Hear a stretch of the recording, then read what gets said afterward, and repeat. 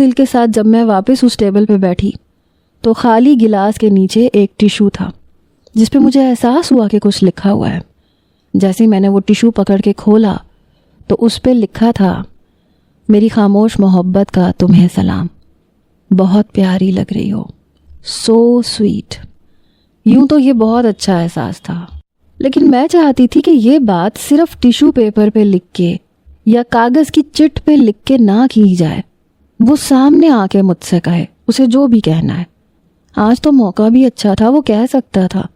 شرمانا تو لڑکیوں کا کام ہوتا ہے، لڑکوں کا تھوڑی۔ میں رات کو 9 بجے گھر پہنچی تو میری والدہ کہنے لگی اتنی دیر؟ میں نے کہا آپ سے کہا تو تھا کہ آج بینک کی طرف سے پارٹی تھی۔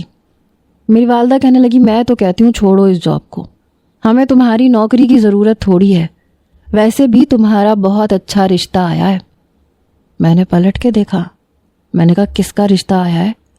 میری والدہ یوں خوش تھیں جیسے پتہ نہیں کسی پرائم منسٹر کے بیٹے کا رشتہ میرے لیے آ گیا ہو۔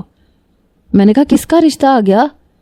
میری والدہ مسکرانے لگیں، کہنے لگی وہ برابر والی رقیہ ہے نا، اس نے اپنے بیٹے کے لیے بات کی ہے، بڑے ہی اچھے اور شریف لوگ ہیں، اور پتہ ہے انہوں نے گھر خرید لیا ہے، اچھے خاصے کھاتے پیتے خاندان کے ہیں۔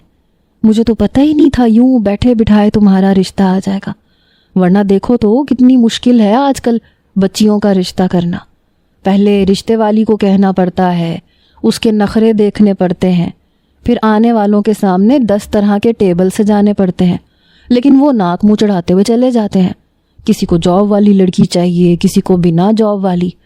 توبہ ہے بھائی، رشتے کرنا عذاب ہو گیا ہے۔ اچھا ہوا تمہارا رشتہ آ گیا۔ میں تو اپنی ماں کو غصے سے گھورتی رہ گئی۔ میں نے کہا بڑے کسی شہزادے گلفام کا رشتہ آیا جو آپ یوں مطمئن ہیں۔ وہ کہنے لگی لو بھلا کیا برائی ہے فرحان میں نے کہا اماں اچھائی کیا ہے اس میں؟ میں اس باگڑ بلے سے شادی نہیں کروں گی۔